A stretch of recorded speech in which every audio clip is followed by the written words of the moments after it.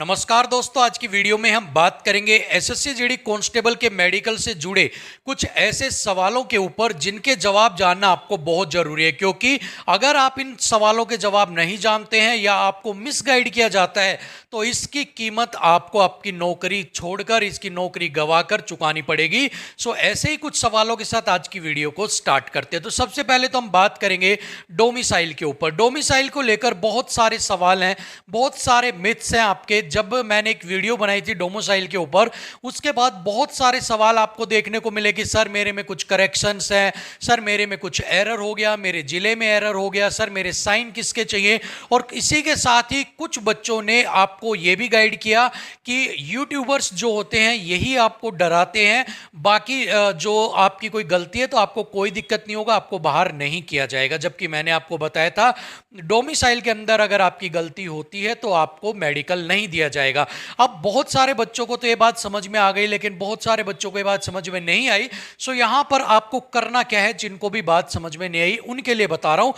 आपको गूगल पे जाना है और डालना है SSC GD constable 2020 official notification. जब आपके फॉर्म आउट हुए थे उस समय में जो नोटिफिकेशन आउट हुई थी, आपको वो वाली नोटिफिकेशन डाउनलोड करनी है और उसके पेज नंबर 21 पर चले जाना है आपको। ठीक है, कितने नंबर पर?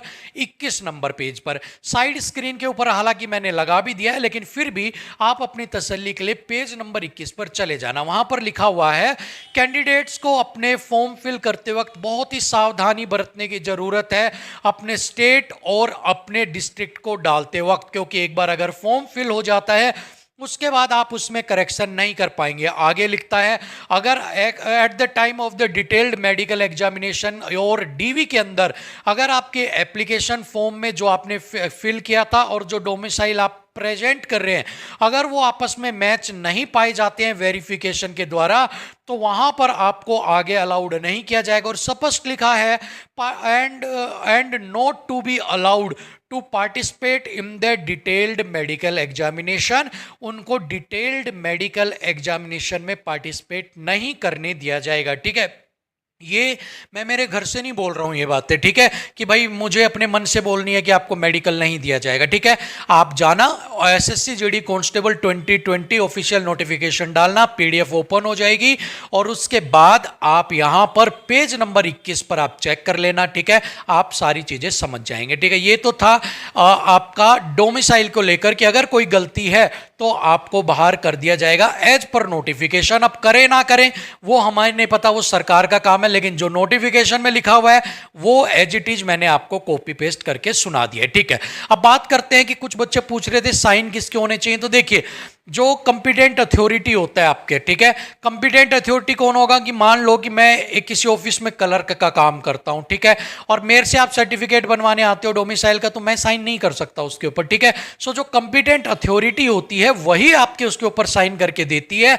ऐसे नहीं कि कोई भी आपके साइन करके वहां पर दे देगा। तो आपके जिसने भी वो बना के दिया है, जिसने भी वो आपके ऊपर साइन करके दिया है, वो आपका चल जाएगा, उसकी दिक्कत नहीं है।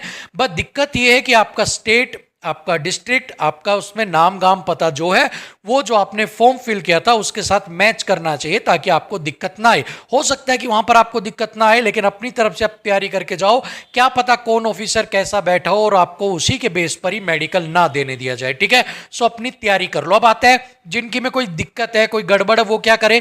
सो अभी उनके पास टाइम है, अगर वो नया निकलवा सकते हैं तो नया निकलवा लो। ठीक है, जो फॉर्म में डाली थी उसी डिटेल के साथ अगर आप करवा सकते हो तो वो करवा लो। अगर उसके अंदर आप कोई करेक्शन करवा सकते हो तो आप उसके अंदर करेक्शन भी करवा सकते हैं। ठीक है, यहां तक हो गया डोमिसाइल का। इसके बाद बात करते हैं आपके मेडिकल फॉर्म को लेकर। कल मैंने वीडियो बनाई थी, उसमें भी बच्चों के बहुत सारे डाउट थे कि सर जो मेडिकल फॉर्म है उसके अंदर नो ही भरे, क्या हमने लेजर करवाया है तो क्या यस भरे, नो भरे, आपने पाइल्स का ऑपरेशन करवाया है यस भरे या नो भरे। सर अगर मैंने सारे यस भर दिए तो मैं तो मेडिकली अनफिट हो जाऊंगा।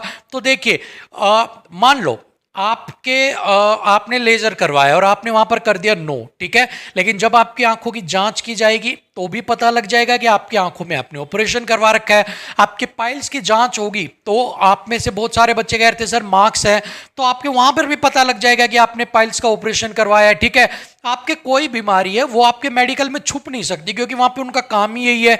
डिटेल्ड मेडिकल एग्जामिनेशन का मतलब यही है कि डिटेल में सारी चीजें आपकी चेक करनी, और उसके बेस पर आपकी जो जो चीजें चेक की जाएंगी उसी के बेस के ऊपर ही आपके वो फॉर्म को भी चेक किया जाएगा, और वहां पर अगर मिलती हैं, मिसमैच होती हैं, तो भी आपसे सवाल किए जाएंगे। ठीक है, अब दूसरी बात, क्या यस भरने पर आपको बाहर कर दिया जाएगा? तो बिल्कुल नहीं किया जाएगा। ठीक है, क्योंकि इसमें पूछा गया है कि आपके पहले कभी कोई बीमारी रही है या अब है, और इसके अंदर आपने मान लो यस कर दिया और आपसे पूछता है कि हाँ मेरे पास पहले रही हुई है, उसके बाद वो चेक कर लेंगे, अगर आपकी बीमारी नहीं है तो आप ठीक है। ठीक है, अदरवाइज आपके मान लो नोकनी है, और अगर वो पूछता है घुटनों में नोकनी है, आप भरते हो कि हाँ नोकनी मेरे नहीं है, लेकिन नोकनी पाया जाता है तो आपको दिक्कत हो सकती है।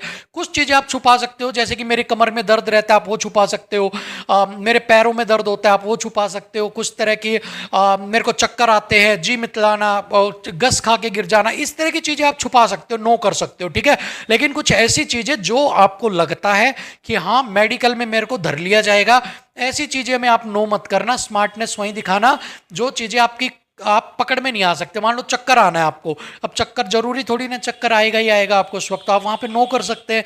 बट जहां पर आप पकड़े जाओ, नोकनी आपने नो कर दिया और वहां पर नोकनी ने आपकी नोक नोक नोक करके उसने बता दिया कि भाई नोकनी है तुम्हारे, धरे जाओगे आप। ठीक है, सो ऐसे काम मत करना। कुछ ऐसी चीजें जहां आपको लगती है कि हाँ ये ठीक है चल जाएगी, वहां नो कर देना, बाकी आप यस कर देना। ठीक है, जरूरी नहीं है सारी यस करके आओ। ठीक है, कुछ चीजों में आप नो कर सकते हो, हिंट आपको मैंने दे दिया कहां पर कर सकते हो। ठीक है, चलिए अब इसके बाद एक और सवाल था कि सर अगर मान लो मैंने नो भर दिया और उसके बाद अगर मुझे मेडिकल ऑफिसर पूछता है कि भाई ये आपने क्यों गलत भरा, आपने आपके तो ये प्रॉब्लम है, तो उस समय आपके पास एक ही कारण है कि सर मैंने कभी भी प्री मेडिकल में नहीं गया, मैंने कभी भी अपना मेडिकल नहीं करवाया, फर्स्ट टाइम मैं यहीं पर प्रेजेंट हो रहा हूं, तो इसलिए मुझे नहीं पता कि अंदर की मेरे क्या प्रॉब्लम है। मान लो कान के छेद की पूछता है, तो सर मैंने कान के छेद का कभी जांच ही नहीं करवाई, तो मुझे नहीं पता कि मेरे कान में छेद है। तो इस तरह से करके आप अपने आप को साइड बाई में सेफ रख सकते हो कि भाई हाँ मैंने पहले कोई जांच नहीं करवाई जिससे मुझे पता लगे कि मुझे कोई दिक्कत है। ठीक है, तो ये सारी चीजें थी मेडिकल फॉर्म से रिलेटेड।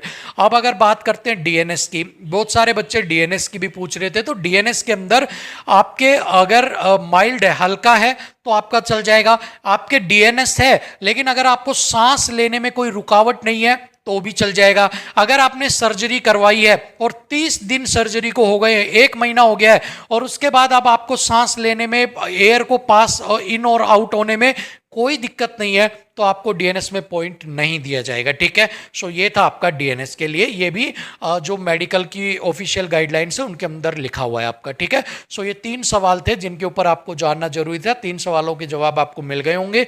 होप सो ये वीडियो यूजफुल रही होगी। अगली वीडियो में फिर मिलेंगे, तब तक के लिए इजाजत दीजिएगा। नमस्कार।